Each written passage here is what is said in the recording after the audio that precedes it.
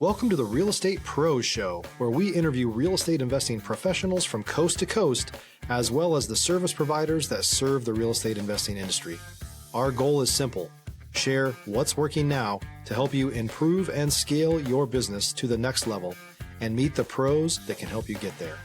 Real Estate Pros is powered by Investor Fuel, America's leader in helping real estate investors and professionals build the business you need to live the life you've always dreamed of. Let's start today's show.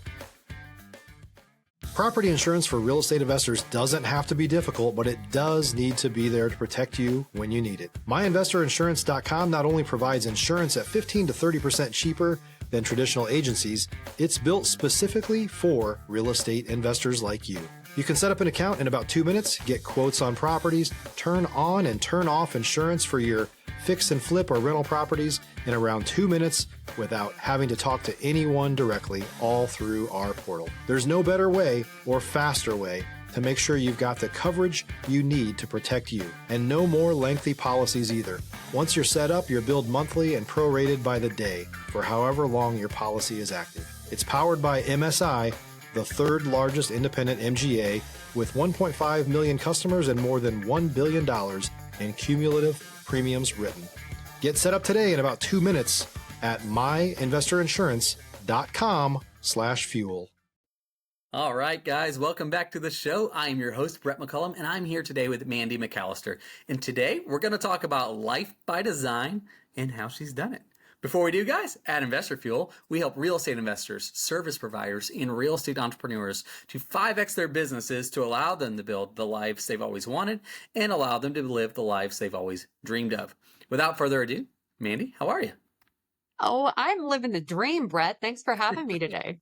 There you go. Love that. It was really cool catching up with you pre-show and getting to know you a little bit. I tend to say this a lot because maybe it's a personality thing. I don't know, but like, I want to be your best friend now. Just you inherited one, just so you know, and I can't wait for people to get to know you.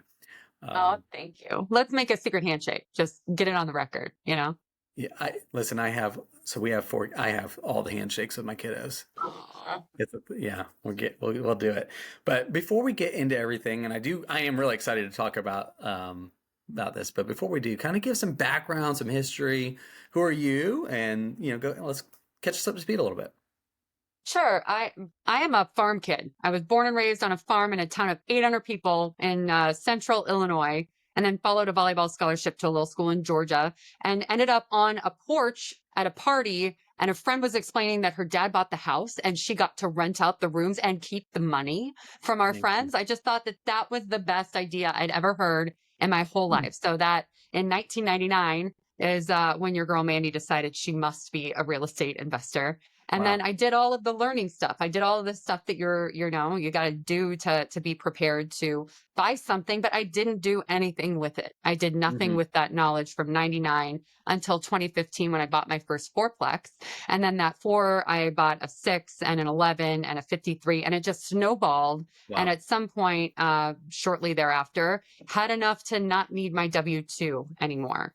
So that is kind of the real estate journey that brought me into this opportunity to get to lead GoBundance Women now. Incredible. And so married, kids, like what is? Yeah. So, I was previously married and I made a kid who's now 9. His name's Duncan. And now I'm remarried and get to be bonus mom to Ava and Vince. Ava's almost 15 and Vince is 11. Incredible. Yeah, that's so cool. Back up a little bit for me. It's 1999. Yeah, you mentioned that, and we talked a little bit pre-show. So both former collegiate athletes and playing our respected sports. I found a lot of. By the way, as an aside here. By the way, I think I found a correlation amongst successful real estate operators. There's 3, and the third one's going to surprise you probably. Number 1. You are ex-athlete. 2, military. Yep. Former military. And this is the weird one. Ready? Third one, you've been in jail before. And that does surprise me. I've taken some time to really dissect and think about it. I think it all comes down to discipline. 100%. Yeah. But anyway, that was my aside. But back to 99. Stop living on an island and join the #1 mastermind in America for professional real estate investors. Investor Fuel is a community of hundreds of the nation's top investors working together to build stronger businesses and better lives. In addition to the amazing community of real estate investors acting as a board of advisors for one another, Investor Fuel members have access to 100% funding on purchase and repairs for our members only, a health insurance program, and benefits and discounts that more than pays for the membership of most of our members, meaning it's actually costing you money to not be a member of Investor Fuel. If you're looking to scale your business and build a business that allows you to live the life of your dreams, please visit investorfuel.com today and book a call with our team. You're at this school in small town Georgia, albeit that's not real small town Georgia. I grew up in small town Georgia, Mandy. I'm kidding. But you're playing volleyball, you're doing your thing, and until that day, was that ever was entrepreneurship, business, real estate, whatever it is, was that ever a part of your mindset back then? Both my parents were self-employed. My dad's a farmer. Okay. My mom owned a gift manufacturing business. Mm-hmm. So it was kind of always in my blood to be in control of my own destiny. But, the way that it felt as a kid was they were only self-employed was because they lived in this small area and there were no other jobs. So you had to go make your own job. So I went down the path of, get good grades, do all the right things, get a good job, like the whole rich dad, poor dad story.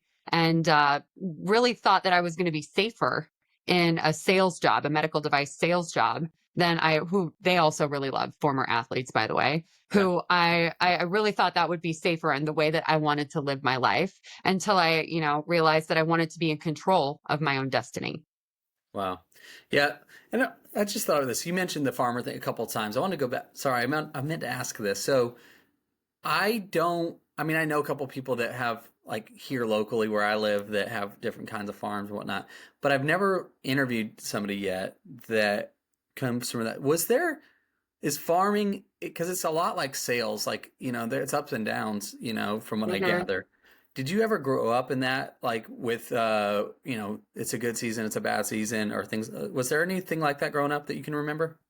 100%. I feel like that, in those visualizations, personal development stuff about what's your mindset around money, like I definitely have had some stuff to work through because in 1988, there was a big drought in the Midwest. And I remember a conversation that, hey, we're not going to be able to buy as many toys because of the drought. And we weren't in control of things. So it is really funny because, on paper, farmers are super rich, but they barely make any money at all. Well, I mean, they're fine with what they make, but it's not what the type of returns that they would make if they were investing in something like apartment buildings, let's say. Right. And it's seasonal, right? And the way they make money in the fall or the spring, and it's from what I remember, or is it like it's not really throughout the year, correct? Or well, I think it's actually a beautiful thing to take back to life and my investing thesis that, a farmer doesn't plant a seed and then try to harvest it the next day, right? You have to be patient. You have to sit and wait. And the cycles continue to exist, and part of my whole investing ethos is I don't need to be right twice a year, every year to live the type of life that I want. I get to look at the cycle and decide when it's time to put all my chips in the middle. And that's what cycles really, really teach us, what farmers really teach us. Yeah. There's so much life and business practicality when it comes to like the seed time harvest principle that farming is. You have to water this, all the things, But something that I think that I translate into real estate a lot too is, and you mentioned the drought, that had gone through it. It's cyclical, and that's why they have the farmers' almanacs. That's why they have the, what I mean? It's like, and we have history to look back on too. Now you coming up through the ranks in, there was the 2001 crash there. There was the 2008 crash. There was this, and now we're currently and presently in some kind of a weird situation, seasonal thing that we're dealing. Largely there's a lot of parallels into the farming thing. Is like, hey, it's not if it happens, it's a when. And did you do the right things preparing before that happened? I love to say this, that not believing in cycles is like not believing in Tuesdays. and Tuesdays keep happening, you know? If you're looking for consistent, high-quality leads, look no further than Investor Machine. Investor Machine isn't just another agency. It's the most sophisticated, data-driven lead generation company on the planet for real estate investors, and serves the role of being not just a lead generator for your business, but a marketing partner that is helping you achieve your goals along the way. Go to investormachine.com to learn more and schedule a call with our team today.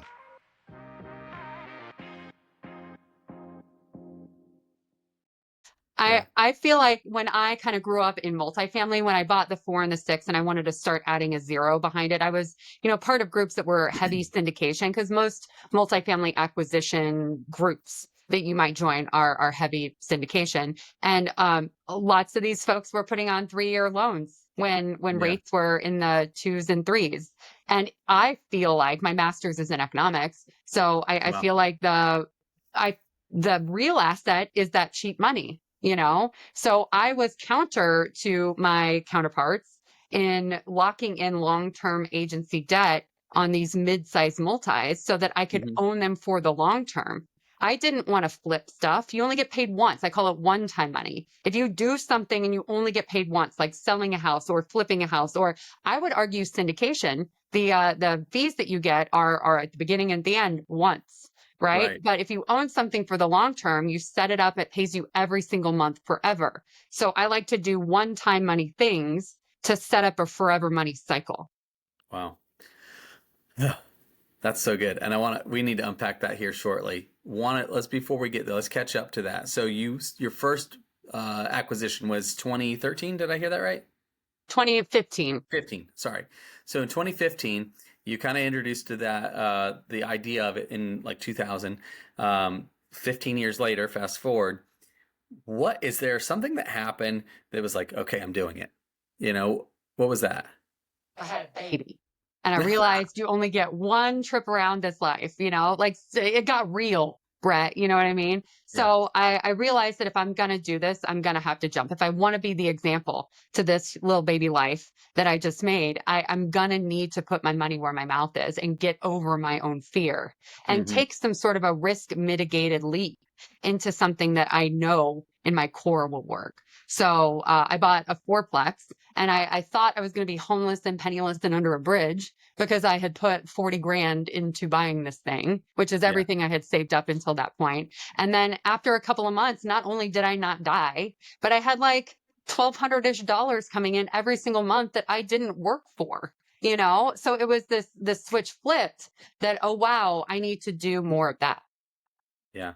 I think for me, one of the biggest shifts that I had to come through, and reading, your typical Rich Dad Poor Dad books and stuff like that, Think and Grow Rich, the typical books we read when we get into real estate, is the mental shift of money in the bank and then money in an asset. Because when it's in the bank, you can see $40,000.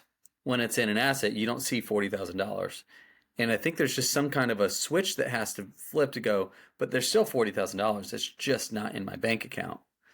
And I think that's what keeps most people away from, because they feel like they spent their money and it's gone now. Yeah. It was a hard shift for me. I feel like that it's a fear thing, right? Yeah. Like you're worried that it's going to disappear into everything if you can't see it on a bank balance. Like maybe it really did disappear into nothing. But I really do think if you look at Maslow's hierarchy of needs, the thing you need, everybody needs is food and shelter, right? Yeah. And to provide the thing that everybody needs is what is going to be the best investment for the long term. You can live your entire life and never own a Bitcoin, but you can't go a single day without shelter. Exactly. No, I mean, and that's the hardest. It was just a big time for me, like going through that. Like I remember that period of like, this feels scary because now I can't see it anymore. But I had to come to the terms with like, that money's still real. And it's just now in this asset that's not, I didn't spend, like you go and buy, a cheeseburger and and like, here, drop, that $5 is gone, and you're never seeing it. That's spending. Exactly. That's spending. Yeah. I don't look at acquisition as spending as much as I do just moving money. And that was a shift. Allocating. If you're a new or newer real estate investor looking to launch or grow your real estate investing business, please check out Investor Fuel Club. It's a coaching community, but unlike anything you've ever seen before.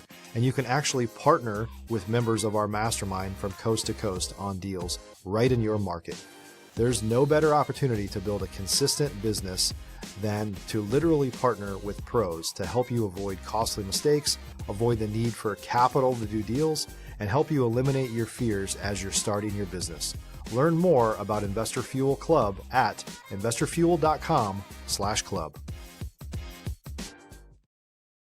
Yeah, no. See, look at, But it's a muscle, you know. I'm certain it was scary the first time, but as soon as you realize that A, you don't die, and B, you've got, you know, more money coming back because of it, it becomes less scary the next time. Exactly. Yeah. So then you parlay that into, you know, how many deals did you do and how quickly did you do them? I did the 4 and 15 and then the 6 and 17. And then, you know, really got obsessed with this idea of agency debt, the non-recourse government-backed stuff that, you know, part of the reason I loved this non-recourse idea was because I hired a guy who lost $50 million in a downturn because I wanted to get close enough to learn how to not do that.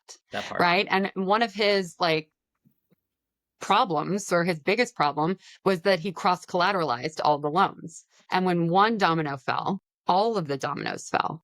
So in terms of taking risk, it's very important to me that I risk mitigate as much as possible. So if I end up with a $50 million portfolio and call it 10 buildings that are all $5 million a piece on agency debt, non-recourse loans, you know, not only am I getting a 30-year amortization and you know, the best low terms and interest only, I'm able to, if I lose one, obviously I'm going to do everything in my power not to lose it, but they take the building back. I'm not personally liable for that delta. So it felt like a very belt and suspenders way that the rich get richer. So how do I run after these mid-size assets on agency debt?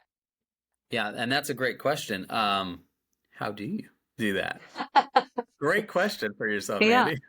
Well, I'll say that in the beginning, in medical device sales, it's a pretty good living, and I saved my face off. I saved a whole lot of money and made some friends that were also interested in you know, mid-size multis, and I knew that I wanted to be in an area that somebody would want to rent in 30 years. That's the question I try to answer regarding what market. So I knew I didn't want Illinois because I had a lady through COVID who didn't pay me for like 28 months. So I knew that A, I didn't want to be here. B, the population exodus where I live is striking. I'm worried about what it's going to look like in terms of demands in 30 years. But in Indiana, 3 hours away, I can get down there and back by dinner, and they have strong population growth, strong job growth. So if I'm looking at, I was so clear on that I want a Class B asset in this area that when someone who had a different problem than me, he had money he needed to place for cash flow, he came in, he was so all in on our vision because we were so crystal clear on what we were running after, that he came in for a large chunk of the equity and was an active partner with the intention of holding for the long term. So it was all of the things I wanted, and it helped with the bulk of that first down payment. Yeah. So how you're picking markets is more from job growth, I imagine, economic growth as a whole, maybe population growth, that sort of thing, right? 100%. Yeah. And I love the fact that you said Indiana, by the way, too. I'm from Florida. I love the South. It's where it's home. But I can, zooming out, there's a lot of stability in a Midwest market where we know that. Whereas Florida right now, if you've studied the Florida markets, you know that we had a huge spike in growth over the last 2 years. But now guess what's happening? A lot of those people they're now leaving again. So it's been, when you study the market cycle here in Florida, you know that it does that depending on where it's at, you know, so there's not 100%. A lot of stability in some of those places. I love that you're focused on stability and growth. That's really good. And if you look at if you look at the multifamily acquisition as a whole, the group of people that are pounding tables, go acquire multifamily. There were so many people in the Southeast doing this, Texas Southeast, right? And a thing I say a lot is I don't want to fish where there's a lot of fishermen. I want to fish where there's fish, right? And if people are moving in and there is demand for places to live in boring places like your Ohio or Indiana, then that is where I want to be. Yeah. So you mentioned Class B, you know, because you hear varying rationales for why an A property, B, C, right? Curious on your perspective on why Class B. So in terms of when a market is great, people are moving up. So someone who might rent a Class D would rent a Class C, C to B, B to A, right? So you catch people when they're going up or when the market's going down. An A class renter might go to a B, B to C, and so on, right? So also, I've had older buildings. That sixplex that the second thing I ever bought was like a 1920s build. Oh, wow. There are so many problems with older vintage stuff. I imagine. Yeah. So, I mean, a boiler, like I will never choose to own a boiler ever again. Right. So the newer the vintage, the less problems that you're going to have with ongoing maintenance stuff. So the Class B gets me in this position where I'm going to get slightly better returns than like a Class A type thing. And I'm going to not be the first hit in a market downturn for vacancy issues. And then I'm also, going to have the newest possible vintage of that to limit my problems. Love that. Yeah. And that's perfect. Man, that's really good too. Question for you. We talked about syndications versus private capital earlier, and we kind of touched on it just briefly. Let's talk a little bit more about that, because I think your vision because most people, when we're talking to them about apartments and things like that, they're raising capital from a syndication, from a fund, right? And that fund has to produce returns for the investors into that fund. That's syndication. What's your model? How do you do it? So my whole goal, I try to begin with the end in mind, right? My whole goal is to get to be the mom who volunteers at donut day at my kid's school, right? I don't want to work myself into a new job. I want to be the owner, not the operator. So when I looked at buying apartment buildings, I was just answerable to a whole bunch of doctors in my medical sales job. I didn't want to have to be answerable to hundreds of passive investors. So I felt like if I was putting together a deal and I could figure out a way to close it and own it with just me or me and a couple of guys, then that is going to be like a freedom life rather than building another business from scratch. Yeah. So while a $10 million acquisition was kind of outside the scope of what I wanted or what I could pull off, buying for my own accounts, I looked at the things that were most powerful in multifamily. The scale to be able to get that agency debt loan that I'm obsessed with, and the ability to have a third party manager whose eyes are fully on it were the two major hurdles. And yes, you're absolutely right that it takes about 100-ish units to be able to pay someone full time. But a thing that we've had a lot of success with is working with third-party managers to have a fractional person on payroll. That we don't have Susan on site Monday through Friday, but we have her on site Monday, Wednesday, Friday. And that ends up solving the bulk of our problems.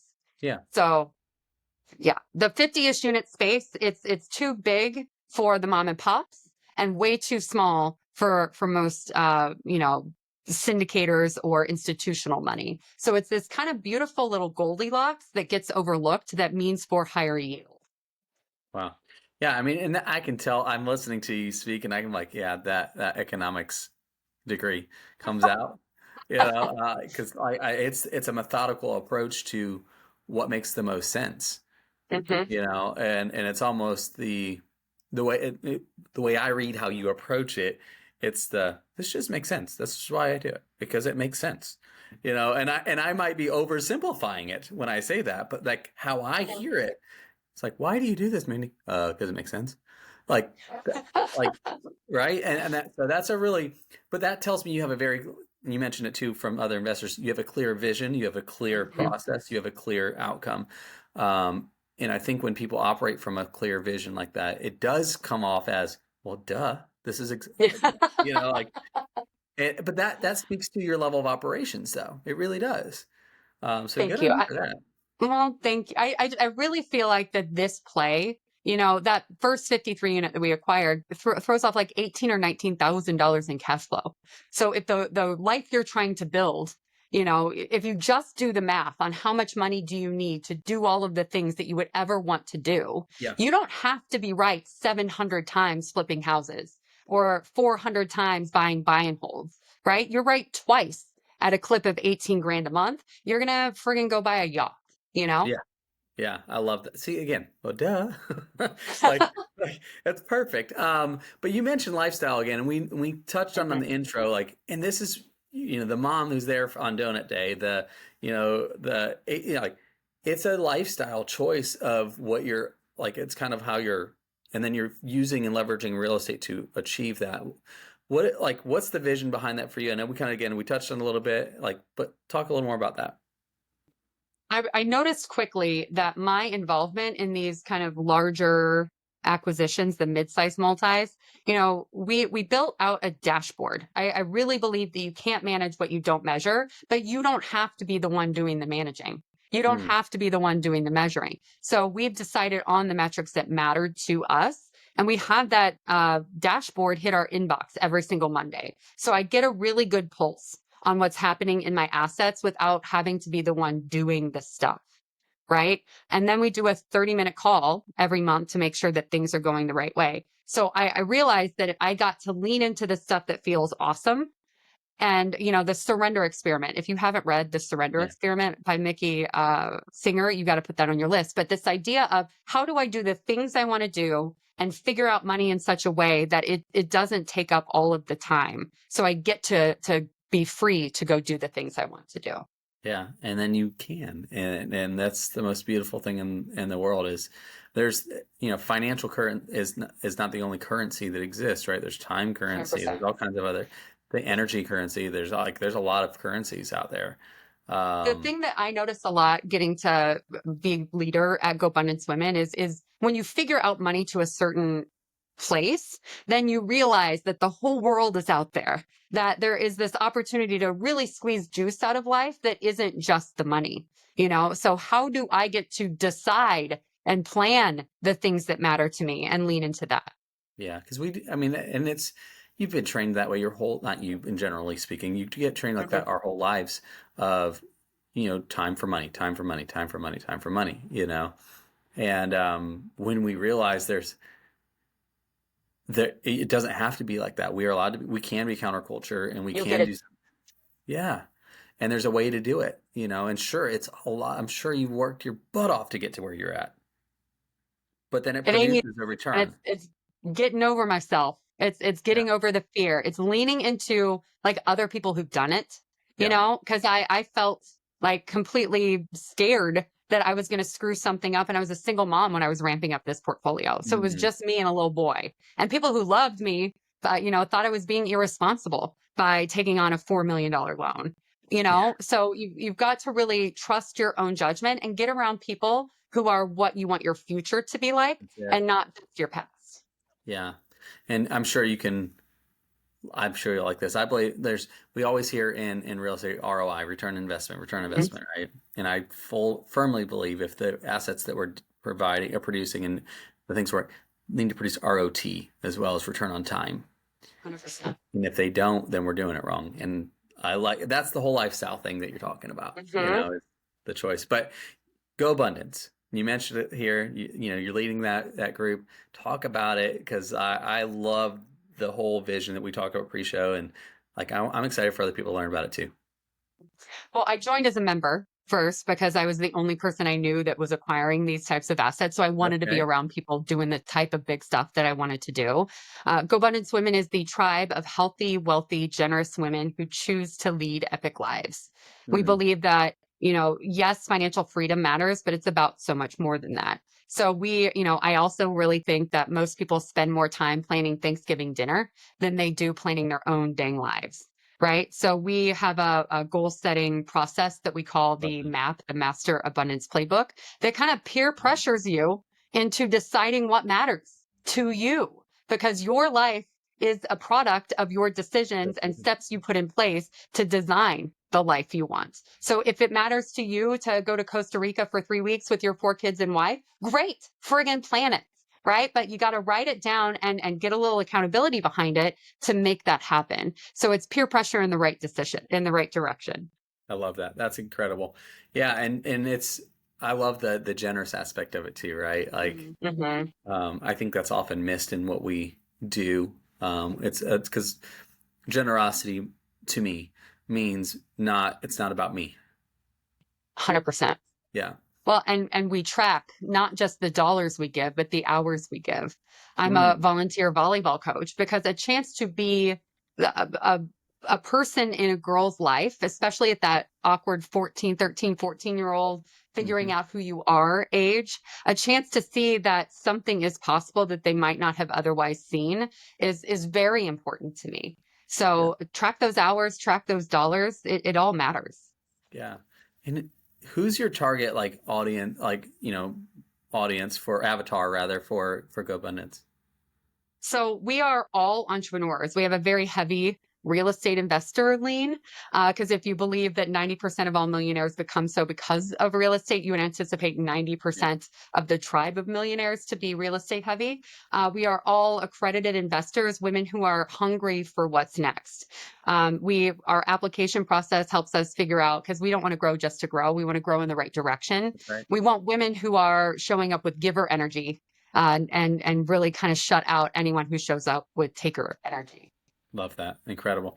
Yeah. And the reason, and that's the main reason I asked that, is because for the next thing right here, if people are going to come to follow you, get to know you a little bit, that sort of connect with you in some way, what's the best way for that to happen? Sure. If you go to my website, mandymcallister.com, that links to all of the socials for GoBundance, all of my personal socials, gets you a lot of good stuff there. Yeah, guys, seriously, that's a no-brainer. Like, if there's ever a no-brainer, go follow Mandy. Go to mandymcallister.com. It'll be in the show notes too for you guys, but absolutely a no-brainer to follow you. You're a leader worth following, somebody that you guys should absolutely connect with and grow with. Ladies, if you're listening to this, check it out. I encourage you to do that and then connect, because I think that's the important thing, is just reaching out and connecting to people. Sometimes it's not even the right fit for us, right? But we want to, I know me, I want to connect with people. Even if it's not the right fit for us, I can connect them with somebody else that is, I always feel like we're one connection away from a completely different life. And another thing I say a lot is you get 2 arms for a reason. One to pull yourself up, but one to pull other people up along with you. And that is the culture that we are creating here at GoBundance. Yeah, that's incredible. Well, guys, it's absolutely a no-brainer. Mandy, thanks for hanging out with me today, talking to us and getting to know you and your journey, and really ultimately GoBundance, what you guys are doing over there. So I appreciate you being here with us. Thank you, Brett. This was so fun. Cool, guys. Well, thanks for hanging out with us, tuning in, and we will see you guys on the very next episode. Take care, everybody. Thanks for joining us for today's Real Estate Pros Show. You can learn more about the amazing benefits of the Investor Fuel Mastermind community, including surrounding yourself with hundreds of other rock stars, 100% financing for your deals, and members-only discounts from vendors you're likely already using that, as a member of Investor Fuel, will save you more than the cost of your membership. Visit investorfuel.com to learn more. If you're interested in joining us as a guest of this show, please visit investorfuel.com/pros to apply. You can also check the show notes for access to free resources, how to get access to world-class lead generation, and much more. Don't forget to subscribe so you never miss another episode. Have a great day. We'll see you on the next show.